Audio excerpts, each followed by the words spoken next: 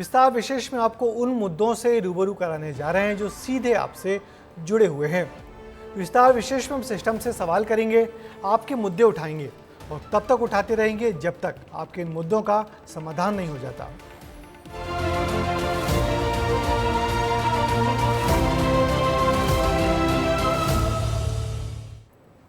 कागजों में बने घर तो आपने देखे होंगे, लेकिन आज आपको दिखाते हैं कागजों में बने तालाब। दरअसल ये तालाब पानी से लबालब हैं, फाइलों में हजारों लोगों की प्यास बुझा रहे हैं, जबकि हकीकत में लोग बूंद बूंद पानी को तरस रहे हैं। जबलपुर में अमृत सरोवर योजना के तहत 98 तालाबों का निर्माण कुछ इसी तरीके से हुआ है और अधिकारी कर्मचारी सरकार की मंशा पर पानी फेरते नजर आ रहे हैं।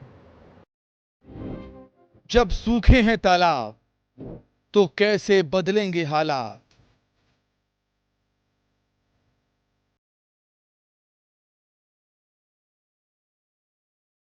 ये महज तस्वीरें नहीं बल्कि जबलपुर के 98 गांवों को जल संकट से निजात दिलाने के लिए किए गए इंतजामों की हकीकत।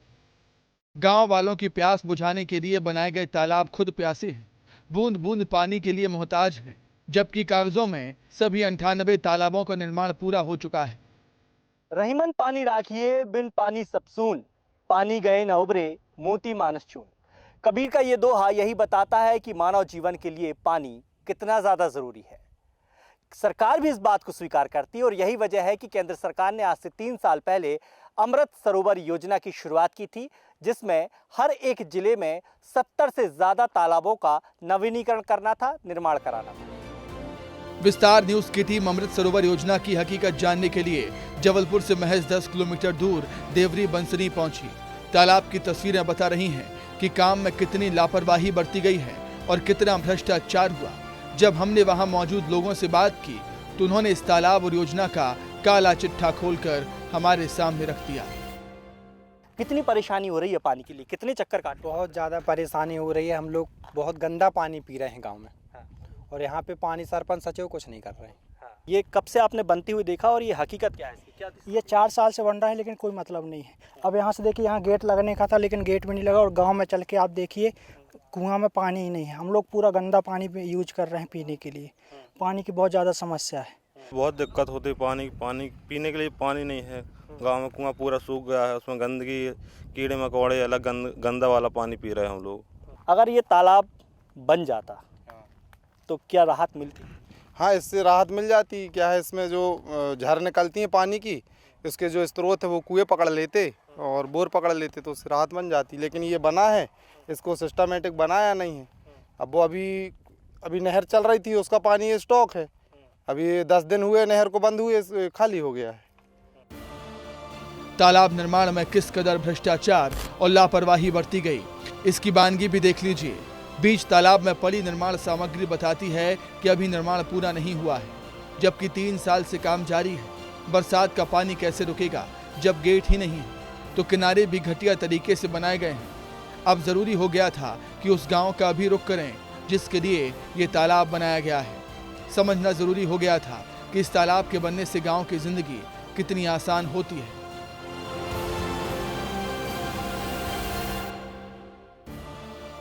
जब हम देवरी बंसनी पहुंचे तो स्थिति काफी दयनीय थी। एक कुएं पर भीड़ लगी हुई थी। कुएं का पानी भी पाताल जा रहा था। तलहटी में थोड़ा सा पानी है जिसमें कीड़े मकोड़े और पत्ते सड़ रहे हैं, लेकिन यही कुआं इस गांव के सैकड़ों परिवारों का सहारा बना हुआ है। पानी गंदा है, लेकिन मजबूरी ही कहेंगे कि यही मटमैला पानी इस गांव के लोगों को पीना पड़ता है। लोगों का कहना है कि कभी भी कुएं का पानी खत्म हो सकता है, इसलिए अब लोग कम पानी ही इस्तेमाल कर रहे हैं। स्थिति अम्मा, यहाँ पर कैसे पानी की पूर्ति करते हैं आप लोग? यही तो पानी की पूर्ति है, पुजा नहीं पाते हम पानी। कुछ भी गिर जाए, चूहा गिर जाए या कुछ भी गिर जाए, लेकिन वो पी रहे हैं। मजबूरी है पीने की अपनी। कैसा बीमार हो बच्चे, कुछ भी हो, अब मजबूरी कहाँ से लाएंगे पानी? अगर ये तालाब बन जाते तो शायद कुछ ठीक हो जाता। हाँ, तालाब भी बनता और कुआं भी खुदवाने या फिर हैंडपंप बनवाने कहीं व्यवस्था होना चाहिए। ये तस्वीरें दिखानी बेहद जरूरी थी, क्योंकि अब आप समझ गए होंगे कि अमृत सरोवर के तहत बनने वाले तालाब की कितनी असलियत देवरी बंसनी जैसे गांव के लिए है। लेकिन अधिकारी कर्मचारियों की मिलीभगत से वो भी भ्रष्टाचार की भेंट चढ़ गए। हालांकि अधिकारी अभी भी मानते हैं कि जिले में बनने वाले सभी 98 तालाब बनकर तैयार हैं और उनका ये दावा हकीकत से मेल नहीं खाता। हमारे यहाँ 98 अमृत सरोवर हैं जो हम लोगों ने अभी आज की स्थिति में पूर्ण कर लिए हैं और इस बार वर्षा के मौसम में हमारी उम्मीद है कि अब उसमें अच्छा पानी रहेगा और उसका हम लोग जो आगे उपयोग करना है, उपभोग करना है, जो यूज़र ग्रुप इत्यादि बनाने हैं, उसको बनाकर उसमें मछली पालन, खेती करना, सिंघाड़े की खेती इत्यादि, उसके लिए हम लोग उसके लिए प्रयास कर रहे हैं। प्रधानमंत्री अमृत सरोवर योजना केंद्र सरकार की महत्वाकांक्षी योजनाओं में शामिल है, लेकिन जिस तरह से योजना को पलीता लगाया जा रहा है वो सोचने पर मजबूर करता है। एक नज़र इस योजना पर भी डाल देते हैं। अप्रैल 2022 में केंद्र सरकार ने शुरू की थी योजना। देश के हर जिले में 75 अमृत सरोवर बनाने का लक्ष्य रखा। भूमिगत जल स्तर बढ़ाने के लिए शुरू की गई योजना, किसानों को सिंचाई के लिए पानी उपलब्ध हो सके। योजना के तहत जबलपुर में 98 तालाब बनाए गए। औसतन 20 से 22 लाख एक तालाब पर खर्च हुए। जबलपुर में कागजों पर हो चुका है तालाबों का निर्माण। करीब 200 करोड़ रुपए योजना पर खर्च हुए। वाकई योजना अपने काम की तरह ही गांव के लिए अमृत के समान है। बस शर्त यही है कि जिस मंशा से सरकार ने योजना शुरू की है उसे जमीन पर उतारने में अधिकारी कर्मचारियों की उतनी ही शिद्दत होनी चाहिए, नहीं तो देवरी बंसरी जैसी हकीकत हर जगह दिखती रहेगी और ये योजना भ्रष्टाचार का सरोवर बनकर रह जाएगी, जिसमें पानी तो नहीं भरेगा लेकिन अधिकारी कर्मचारियों की जेबें भरती रहेंगी। विस्तार न्यूज के लिए दुर्गेश साहू की रिपोर्ट। तो देखा आपने कैसे सरकार की महत्वाकांक्षी योजना भ्रष्टाचार की भेंट चढ़ रही है। अगर इस योजना को बेहतर तरीके से जमीन पर उतारा जाता तो शायद देवरी बस्तियां के लोगों की जिंदगी बदल चुकी होती। अब उम्मीद है कि जिम्मेदारों तक हकीकत पहुंचेगी और बारिश से पहले इन तालाबों की सूरत बदल जाएगी। पानी के बाद अब बात करेंगे आवास की। अंबिकापुर में हजारों गरीब परिवारों ने पक्के मकान का सपना देखा। पीएम आवास योजना के तहत मकान बनने शुरू भी हुए, लेकिन आज भी 9000 से ज़्यादा पीएम आवास अधूरे पड़े हैं। क्या है वजह और कौन है जिम्मेदार? देखिए सिस्टम को आईना दिखाती है हमारी ये खास रिपोर्ट। अभी भी अधूरे हैं 9000 पीएम आवास। गरीब कब करेंगे पक्के मकान में निवास?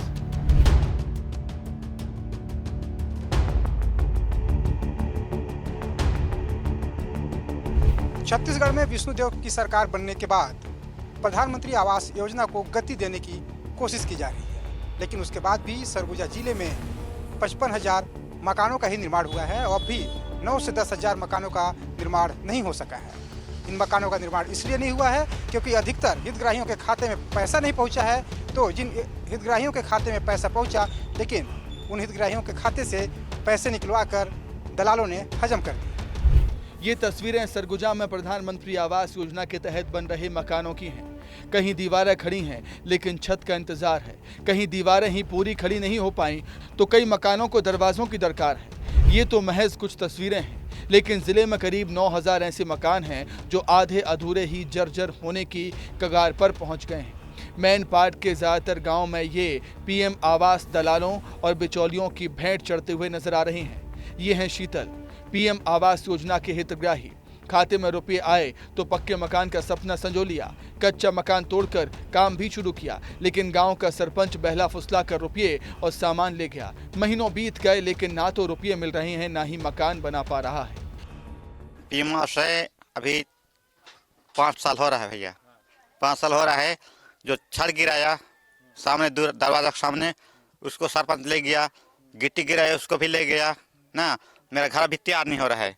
अभी उधर से हाथी कूदा दिया, इधर से हम लोग देखिए पक्का मकान, ये कच्ची मकान में हम सो रहे हैं, है ना। घर बनवा देंगे बोल कर ले गया है। कितना साल हो गया? अभी 6 साल हो रहा है। सरपंच बनवा देंगे बोल के, है ना। अब शनिराम के दर्द को भी समझ लीजिए। पहली किश्त आई तो मकान बनना शुरू कर दिया। उम्मीद थी कि जल्दी दूसरी किश्त भी मिलेगी, तो अच्छा घर बनाने के चक्कर में जमा पूंजी भी खर्च कर दी। अब कर्जा भी हो गया है। मकान आधा अधूरा बना है, लेकिन अगली किश्त अभी तक नहीं मिली। एक बार किस्त डलाया था 25,000, तो उनमें से 25,000 का तो मैं छड़ लाए। रोडिंग के लिए गया, फिर बाउंड्री के लिए साइड के लिए गया। और छड़ गिट्टी तो अपने तरफ से लाए पैसा में, सीमेंट लाए, रेजा कुरली अपने तरफ से किए हैं। और दूसरे के पास गिट्टी भी था, उसको मतलब उधारी से लाए। कुछ बहुत पैसा था अपने पास, उसमें भी मतलब खर्चा लगा दिए, 60-70 हज़ार का लग गया खर्चा। मैं सोचा कि आज नहीं काल डलाएगा पैसा, तो मेरा पैसा उसी में मजबूत घर बनवा लूँगा, पैसा डला जाएगा पूरा ही। तो इसके बाद मैं सोचा कि आज से पैसा ही नहीं डला रहा है, मैं क्या करूँ भाई। फिलहाल गर्मी कहर बरपा रही है, लेकिन लोगों के सिर पर छत नहीं है। बरसात का मौसम भी आने वाला है, लेकिन सिर छुपाने की जगह नहीं है। शीतल और शनिराम तो महज वो किरदार हैं जिनके जरिए परेशानी सामने आई है। ऐसे कई लोग हैं जो सिस्टम की मनमानी और दलालों के शिकार हुए हैं, क्योंकि ये आंकड़ा 1 या 2 नहीं बल्कि हजारों में। सरगुजा में पीएम आवास के हालात क्या हैं वो आपको बताते हैं। 65,905 पीएम आवास की स्वीकृति, 56,900 आवास का निर्माण पूरा हुआ, 9,005 मकान अभी भी आधे अधूरे। कहीं हितग्राहियों को किश्त का इंतजार है, कहीं बिचौलियों ने राशि पर डाका डाल दिया। सरपंच और सचिव ने डकारी आवास की राशि। अधिकारी भी मानते हैं कि 9,000 से ज्यादा मकान अभी आधे अधूरे हैं और जल्द ही इन मकानों को पूरा करवाने का भरोसा भी दिला रही हैं। हमारे ज़िले में लगभग 65 हज़ार आवास सेंक्शन किया गया था, जिसमें से 56,000 आवास पूरे कंप्लीट कर लिए गए हैं। 9,000 आवास ही शेष बचे हुए हैं, जिसमें हम लोग पूरे लगन से और निष्ठा से दिन रात लगे हुए हैं और निश्चित तौर से आगामी 2 महीने के भीतर सारे 9,000 आवास हम पूरे कर लेंगे। छत्तीसगढ़ में सरकार बदलने के बाद 18 लाख नए मकान स्वीकृत हुए, लेकिन सरगुजा में पहले ही बन रहे 9,000 मकानों का निर्माण कैसे पूरा होगा? क्या गरीब बारिश के सीजन में भी झोपड़ियों में रहने को मजबूर होगा? क्या जिम्मेदार बिचौलियों और जनप्रतिनिधियों के धोखेबाजी का शिकार हुए गरीबों को न्याय दिलाएंगे, या फिर कागजों में ही ये आंकड़ों की बाजीगरी होती रहेगी? सवाल कई हैं, लेकिन हकीकत यही है कि जिले के माझी, पंडो, कोरवा जनजाति के लोग आज भी झोपड़ियों में जिंदगी जीने को मजबूर हैं, जो मकान के साथ साथ न्याय का इंतजार भी कर रहे हैं। उम्मीद है कि इस रिपोर्ट को देखने के बाद जिम्मेदार अधिकारी इस ओर ध्यान देंगे और गरीबों का पक्का मकान बनकर तैयार हो पाएगा। वीडियो जर्नलिस्ट आकाश प्रधान के साथ दिलीप जायसवाल, विस्तार न्यूज। अब दिखाते हैं एक बर्बाद शहर की कहानी। ये शहर बिलासपुर हाउसिंग बोर्ड ने बसाया है, जहां लोग मुश्किल हालात में जिंदगी गुजारने को मजबूर हैं। सुविधाओं के नाम पर सिर्फ बेबसी रहवासियों के हिस्से में मिली है। क्या हाउसिंग बोर्ड ने लोगों को बेसहारा ही छोड़ दिया है? क्या प्रशासन को लोगों की मूलभूत जरूरतों से कोई मतलब नहीं है? देखिए रहवासियों के दर्द को बयान करती है हमारी ये खास रिपोर्ट। बिलासपुर के बर्बाद शहर की कहानी। क्यों कर रहा है हाउसिंग बोर्ड मनमानी?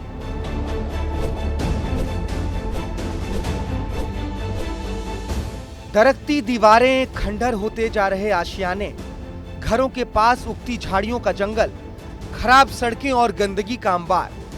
ये किसी उजड़ चुके शहर की कहानी नहीं, बल्कि ये तस्वीरें उस जगह की हैं जहां सैकड़ों परिवार अपनी जिंदगी गुजार रहे हैं। तखतपुर के तुर्काडीह में हाउसिंग बोर्ड ने इस कॉलोनी को 10 साल पहले बनाया था। लोगों को सपने दिखाएं और बसाहट शुरू हो गई, लेकिन 10 साल बाद भी यहाँ के रहवासी बेहतर सड़कें, नाली, बिजली और साफ सफाई जैसी मूलभूत सुविधाओं के लिए तरस रहे हैं। लोगों का कहना है कि मकान इतने जर्जर हो चुके हैं कि अब रहने में भी डर लगने लगा है। हमारे साथ कुछ लोग हैं जो अपना दर्द बताएंगे कि वो यहाँ रहते उन्हें कई सालों हो गए, लेकिन ये सुविधा उन्हें आखिर क्यों नहीं मिल पा रही है। तो भैया, आपको कब से रह रहे हो और क्या सुविधा नहीं मिल पा रही यहाँ? सर, हम तो 5-6 साल से रह रहे हैं। तो दिक्कत हम लोग को बरसात में आती कि नाली नहीं है और पानी भर जाता है, और ये समस्या दूर हो जाता है, समस्या ख़त्म हो जाता है। आपने कभी प्रशासन से ये बताया है जो यहाँ की समस्या है? सर, कितने बार गए हैं, काम पेंडिंग डाल देते हैं, लिखित में गए हैं तो वो डाल देते हैं, हो जाएगा करके बार बार घुमा देते हैं। दीदी बताइए कि आपको यहाँ क्या समस्या आ रही है? हमारी समस्या ये है कि यहाँ पे सड़क नहीं बन रहा है, कचरा नहीं, इतना सारा कचरा पड़ा है। यहाँ तक वो बोल के गए हैं कि पार्किंग की जगह छुटाए, पार्किंग बनेगा, कुछ नहीं बन रहा है। मकान सब है, ये मकान उकान को कुछ नहीं बिक रहा है। कितना जंगल झाड़ है, छोटे छोटे बच्चे हैं, इधर कितना सारा सांप बिच्छू निकलते हैं, वो सबको साफ सफाई नहीं करवाते। ये हमारी प्रॉब्लम है। कॉलोनी की हालत बताती है कि बोर्ड ने कभी इस ओर पलट कर भी नहीं देखा, ना तो मेंटेनेंस पर ध्यान दिया, न ही रहवासियों की समस्याओं को दूर करने की कोशिश की। जबकि रहवासी अपनी परेशानियों को लेकर कई बार अधिकारियों से गुहार लगा चुके हैं। प्रशासन ये भी कॉलोनी सही देख लेना चाहिए, मेंटेनेंस सही करना चाहिए। कोई सुनते नहीं है। मेन लाइन जो है पूरा फूटा हुआ है, पार्ट दिए हैं, रिपेरेशन दिए हुए हैं, ये जयपुर में कोई सुनाई नहीं होता है। रहवासी परेशान है, वहीं हाउसिंग बोर्ड के अधिकारी गोलमोल जवाब देकर अपनी जिम्मेदारियों से पल्ला झाड़ते नजर आ रहे हैं। ये शहरी क्षेत्र में जो कॉलोनियाँ हैं, जैसे अभिलाषा परिसर है, देवरी खुर्द है, चिल्हाटी है, ये सब कॉलोनियाँ हम लोग नगर निगम को हस्तांतरित कर दिए हैं और हस्तांतरण की तिथि से उसका मेंटेनेंस जो होता है, साफ़ सफाई, बिजली जो भी है वो नगर निगम करती है। और जो ग्रामीण क्षेत्र है उसका अभी जैसे अटल आवास निर्तु का है वो हम लोग कर रहे हैं, जो उसमें मेंटेनेंस की आवश्यकता होती है हमारे फील्ड स्टाफ करते हैं। 10 करोड़ की लागत से बनी ये कॉलोनी अपनी दुर्दशा की कहानी खुद बयां कर रही है। मकानों की दरारें चीख चीख कर जिम्मेदारों से सवाल कर रही हैं। रहवासियों का दर्द बाहर आ रहा है, सब्र का बांध टूट रहा है, क्योंकि हाउसिंग बोर्ड की उदासीनता ने उनकी जिंदगी को बदहाली के दलदल में धकेल दिया है। अब सवाल यही है कि हाउसिंग बोर्ड कब इन रहवासियों की सुध लेगा, सिस्टम कब मूलभूत सुविधाएं पहुंचाएगा, या फिर बर्बाद होती कॉलोनी इसी तरह बर्बाद होती रहेगी। घर पूरी तरह बर्बाद है, सड़कें हैं नहीं, नालियां हैं नहीं, कैसे अपना जीवन गुजार रहे हैं। महिलाएं बताती हैं यहाँ की कि उनके बच्चों के खेलने के लिए पार्क भी नहीं है। रात में झाड़ झंखाड़ में बिच्छू और सांप जैसे जहरीले जीव आ जाते हैं। और आगे देखना होगा कि प्रशासन क्या इस गंभीर मसले पर सुध लेती है या फिर जो चल रहा है वैसा चलता रहेगा। कैमरामैन छवि कश्यप के साथ आशीष दुबे, विस्तार न्यूज़। ग्वालियर में कलेक्टर ने निजी स्कूलों की मनमानी पर कड़ा शिकंजा कसा है। प्रशासन ने 3 स्कूलों को बढ़ी हुई फीस पेरेंट्स को लौटाने को कहा है। इस फैसले की हर जगह बहुत तारीफ हो रही है, लेकिन अब सवाल उठता है कि क्या ये फैसला पूरे प्रदेश के लिए एक नज़ीर बनेगा। देखिए हमारी एक खास रिपोर्ट। निजी स्कूलों की मनमानी पर कार्रवाई, बढ़ी हुई फीस पेरेंट्स को वापस करवाई। ग्वालियर कलेक्टर की कार्रवाई से निजी स्कूलों की मनमानी से लुट रहे पेरेंट्स को उम्मीद जागी है, क्योंकि यहां प्रशासन ने न केवल कार्रवाई की बल्कि बढ़ी हुई फीस पेरेंट्स को वापस करने का आदेश दिया है और सख्त लहजे में कहा है कि 30 दिन के अंदर पेरेंट्स के खातों में रकम पहुंच जानी चाहिए। निजी स्कूलों की मनमानी पर शिकंजा, 3 बड़े स्कूलों पर कलेक्टर ने की कार्रवाई। 10% से ज्यादा फीस बढ़ाने पर कार्रवाई। 15,21,000 रुपए ट्यूशन फीस लौटाने के निर्देश। Carmel convent high secondary school 9,09,600 रुपए। सेंट जोसेफ कॉन्वेंट 2,64,082 रुपए। रामश्री किड्स स्कूल 3,47,553 रुपए। तो हमारे यहाँ कुछ 3 स्कूल्स ऐसे हम लोगों को अभी प्रारंभिक रूप में मिले हैं जिन्होंने 10% से अधिक किसी पर्टिकुलर क्लासेस में फीस तो बढ़ाई है, लेकिन इस पूरी प्रक्रिया का पालन नहीं किया। ऐसा करने के बाद में हमने उनको एक सुनवाई का अवसर दिया और सुनवाई में उनका जो उत्तर मिला है उसको समाधानकारक ना पाते हुए एक बड़ा स्पीकिंग ऑर्डर मैंने पारित किया है और इनके पालकों को फीस वापसी करने का आदेश दिया है। इसके लिए इनके पास में 30 दिवस का समय है। अब ये भी समझ लीजिए कि ये कार्रवाई किस आधार पर की गई है। दरअसल फीस बढ़ाने के लिए सरकार ने कुछ नियम तय किए हैं। फीस बढ़ाने को लेकर क्या नियम है आप ये भी जान लीजिए। स्कूल 10% से कम फीस बढ़ाने के लिए स्वतंत्र है। 10% से ज्यादा बढ़ाने के लिए जिला स्तरीय समिति की अनुमति जरूरी है। 15% से ज्यादा के लिए राज्य स्तरीय समिति से परमिशन लेनी होगी। इधर कलेक्टर की कार्रवाई से पेरेंट्स बेहद खुश हैं। वो फैसले की तारीफ करते हैं, साथ ही कहते हैं कि हर साल इस तरह की जांच होनी चाहिए ताकि निजी स्कूल सुविधाओं के नाम पर मनमानी फीस ना बढ़ा सकें।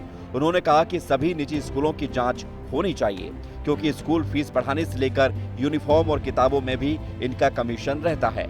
आजकल ये एक तरह की ठगी का रैकेट बन चुका है। ये सराहनीय कार्य है कि जो कि ये जो अभी अभिभावकों को परेशानी होती है काफ़ी। आजकल हर एक की स्थिति मजबूत नहीं है, इकोनॉमिकल स्थिति सबकी कमज़ोर है इस समय। तो ये जो फैसला किया है कलेक्टर साहब ने बहुत अच्छा फैसला। साल दर साल इस पर जाँच होनी चाहिए इसकी पर्टिकुलरली समय समय पे जांच होते रहे ताकि ये फीस वृद्धि हर साल ना बढ़े। मेरे भी 2 बच्चे कार्मल स्कूलों में पढ़ते हैं और जिस तरह की मनमानी इन स्कूल संचालकों के द्वारा की जाती है, हर साल बेतहाशा वृद्धि फीस में कर दी जाती है। ना कोई उसका कारण होता है कि क्या वजह है, इस इतनी ज़्यादा कर दी जाती है कि जी मान के चलिए 2nd और 3rd क्लास के बच्चों की 22,000 रुपये की फीस वसूली की जा रही है। कार्रवाई शिक्षा को बोझ बनने से रोकने वाली है, लेकिन सवाल उठता है कि ग्वालियर में महज 3 स्कूल नहीं बल्कि सुविधाओं के नाम पर मनमानी फीस वसूलने वाले 1000 से ज्यादा स्कूल संचालित हैं। क्या इन पर भी शिकंजा कसा जाएगा? क्या ये कार्रवाई प्रदेश के दूसरे शहरों के लिए नजीर बनेगी? क्योंकि हर शहर में बच्चों के पेरेंट्स निजी स्कूलों की मनमानी का शिकार हो रहे हैं।